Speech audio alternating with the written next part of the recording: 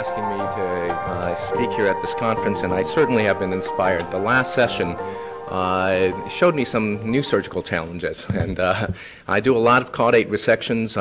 Now I'm going to try to see how far I can push in terms of having been inspired by the caudate resection that I saw today laparoscopically. But coming back to the topic at hand, which is laparoscopic resection techniques should not alter indications for resection of benign lesions. As some of you know who came to the American Hepatobiliary Association meeting, I debated this with David Geller at that meeting, and I was asked back for this meeting to debate the very same topic. And suddenly I noticed it was a different David. This is like a tag team match.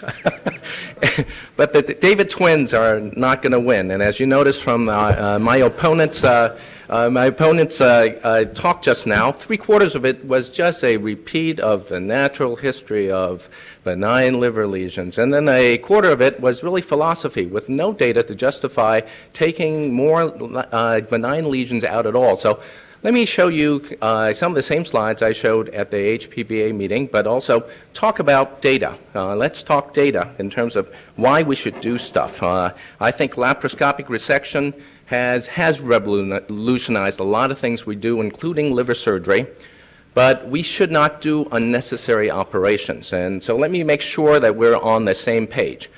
Adenomas are not benign lesions. Adenomas may not be cancers, but they are not benign lesions. They bleed, they could become cancer, they should come out. And in my practice, somebody comes to see me with an adenoma, the recommendation is resection.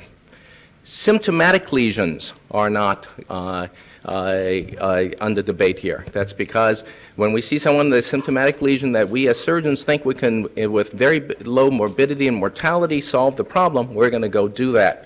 And therefore, most of the symptomatic lesions that we see in the liver generally live on the left side of the liver, pressing on the stomach and other things. And in fact, those are the best ones for the robotic surgery that we might talk about tomorrow.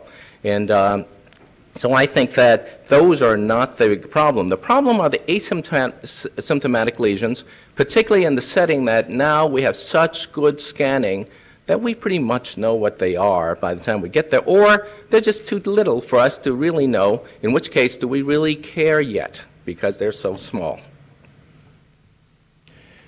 So again, coming back to this debate. This debate actually has been in print. David and Alan actually wrote a very, very nice combined series, and then they wrote this editorial where they said, Marino et al. State that the availability of minimal invasive approaches should not affect the surgical management of benign liver lesions. We disagree with this perspective.